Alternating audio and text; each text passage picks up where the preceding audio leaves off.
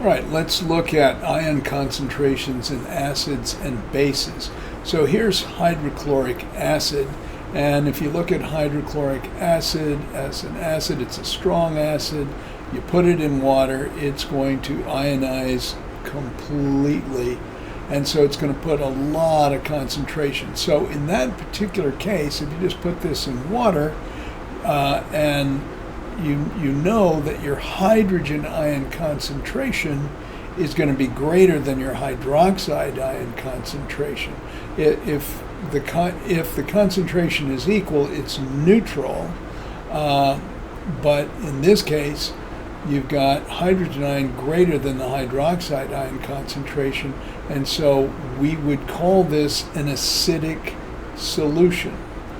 And as an acidic solution, the pH will be less than 7. Okay, let's move over here, and here we have a neutral solution. It's just water in this particular solution, and water auto-ionizes to an equal concentration of hydrogen ion and hydroxide ion when it hydrolyzes, and so that would give us a neutral solution. And as a neutral solution, the pH would be equal to 7. And this is all at 25 degrees Celsius. Now, if we have sodium hydroxide, which is one of your 8 strong bases, and it dissociates completely into sodium cation plus hydroxide anion. And so put a strong base in water, you definitely have a higher concentration of hydroxide than you do of hydrogen ion, and so your pH for that solution is going to be greater than 7, and depending on the concentration, it will be a lot greater than 7. So basic solution, pH greater than 7, neutral solution, pH 7, and acidic solution, pH less than 7. All right, let's hang on. This is the pH scale, and it gives some examples of some common substances that you might be familiar with. So, like your stomach acid. Now, your stomach is a very acidic place. You have about a 1 times 10 to the minus 1 or 0.1 molar concentration of hydrogen ion down there. If we take the negative log of that to get the pH, you get a pH of 1. And so your stomach is somewhere around 1, 1.2, somewhere in that neighborhood. If we want the pOH, remember that pKW, which is just the negative log of the kW of water, which is 1 times 10 to the minus 14, is equal to the pH plus the pOH. And the pKW at 25 degrees Celsius is 14. So if I've got a pH of 1 for my stomach acid, all I have to do to get the pOH, because this is 1, is subtract 1 from 14, and that gives me 13. Okay? And my hydroxide ion concentration is 1 times 10 to the minus 13. Just reminding you how you can get that. There's a couple of ways. You can do Kw, the autoionization constant for water, and you've got H plus times OH minus, and if you want the hydroxide concentration and you know the hydrogen ion concentration, you definitely know the Kw. It's just going to be hydroxide ion concentration is equal to Kw divided by the hydrogen ion concentration. In this case, you get 1 times 10 to the minus 13. I'll show you another way to get it. If you know the pOH is 13, you can get the hydroxide ion concentration by doing 10 to the minus POH. And so that's just 10 to the minus 13. Okay. Lemon juice, that's that's about 1 times 10 to the minus 2. If I take the negative log of that, I get a pH of 2. It's not as acidic as your stomach acid, but it's definitely acidic. And again, 14 minus 2 gives you 12, which is the POH. And then 10 to the minus 12 would be your hydroxide ion concentration, which you get from the POH. Okay, cola, Coke, vinegar, acetic acid, which is a weak acid. 1 times 10 to the minus 3, take the negative log of that, you get 3. And then 14 minus 3 is 11, which is the POH, and then 10 to the minus POH would be 1 times 10 to the minus 11. Keeping on going, wine. It's somewhere in between a pH of 3 and 4, maybe 3.5. Tomatoes. Tomatoes are acidic. And you've got a 1 times 10 to the minus 4 concentration. Negative log of that is 4. 14 minus 4, you get a POH of 10. There's your concentration of hydroxide ion. And then coffee, 1 times 10 to the minus 5, and you see the way that it's going. Rainwater absorbs carbon dioxide, and when rainwater absorbs carbon dioxide, and we'll just do this with water, you wind up getting H2CO3, or carbonic acid, which is a weak acid. And so rainwater, because it absorbs carbon dioxide from the air, you actually get an acidic solution, not very acidic, somewhere in the neighborhood of about 5.6.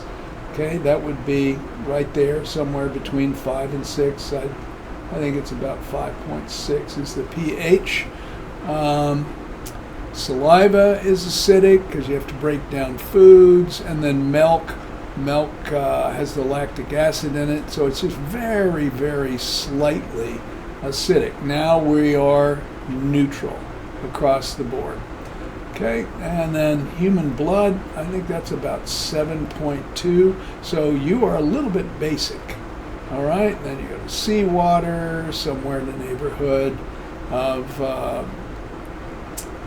and this is the pH, not the POH, for blood. You've got about 8 and change for seawater, borax, lime water. Now you're getting really basic, between 10 and 11. And then household ammonia that you scrub your floors with, the reason it kills bacteria is because it's really basic. It's almost a pH of 12. And then finally, household bleach, Clorox, a pH between 12 and 13. So it's very, very basic. Okay? Sodium hydroxide, drain cleaner, which you put down the drain, that's also very, very basic. And it kills pretty much everything it comes in contact with. Okay, let's move on. Okay, not really going to talk much about that. These are just indicators, various litmus indicators that change color depending on the pH of the solution. It's kind of a universal indicator here. This is also a pH meter. I think you're going to use these in lab. This paper right here, that's pH Hydrin. It's a universal pH indicator. It has a broad spectrum of colors that it'll change depending on the pH of the solution in which you use it. It's called litmus paper. And then the typical litmus paper that most people learn with is acids will turn blue litmus paper red, bases will turn red litmus paper blue. Okay. All right, so find the pH of a sample of lemon juice which has a hydrogen ion concentration of 3.8 times 10 to the minus 4. Well, they are telling you the hydrogen ion concentration. So all you have to do to get the pH is take the negative log of the hydrogen ion concentration, which is 3.8 times 10 to the minus 4. Now here's the deal. If this were 1 times 10 to the minus 4 and I took the negative log, it would be 4. But because it's higher than that, the pH is going to be less than 4. So let's go ahead and do that. Let's take the negative log of 3.8 times 10 to the minus 4. That gives me 3.4. And by the way, so the rule is if we have 2 significant figs in our concentration, we get 2 decimal points in our pH. So that'll be 3.42. Okay? A couple more, and then we'll just call it quits for the night. All right, so, well, there's the rule. You've got 2 sig figs for your concentration, so your pH winds up with 2 decimal places. All right, remember that. And, all right, let's go the other way. So we're going to use the negative antilog if we get a pH. So here's how that works. So if the hydrogen ion concentration, well, let's think about it this way.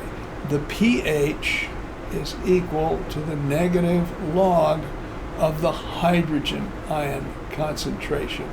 I can get the hydrogen ion concentration by taking the negative antilog of the pH. So that's taking the negative antilog of the pH. So here we go. Here's my hydrogen ion concentration that I want. So this is going to be 10 to the minus 4.1.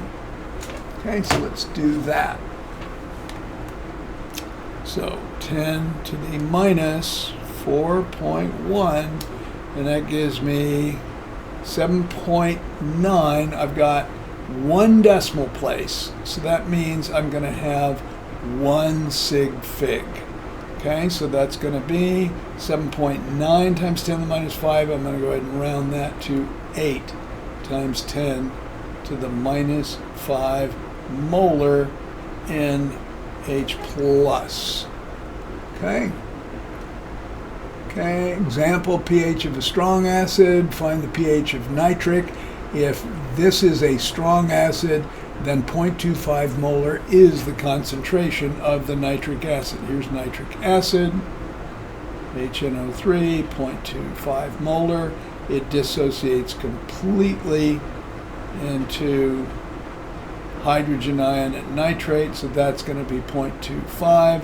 So the pH will simply be equal to the negative log of 0.25. Let's go ahead and do that. So negative log 0.25, boom, and that gives me points. Let's see, how many, okay, you've got a concentration with 2 sig figs, so I'm going to have 2 decimal places. So that's going to be 0.60. That is my pH. And that's really low. It's very acidic. Okay, that's a strong acid, gives you a very acidic pH. Sodium hydroxide. Okay, so this is sodium hydroxide, NaOH. It's going to dissociate into Na plus hydroxide. So all you got to do, if this is 0.25, this is 0.25.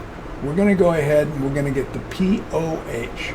So we're going to get the pOH, which is equal to the negative log of 0.25, and we already know what that is. It's 0.60. To get the pH, you need to remember that pKW is equal to pH plus pOH,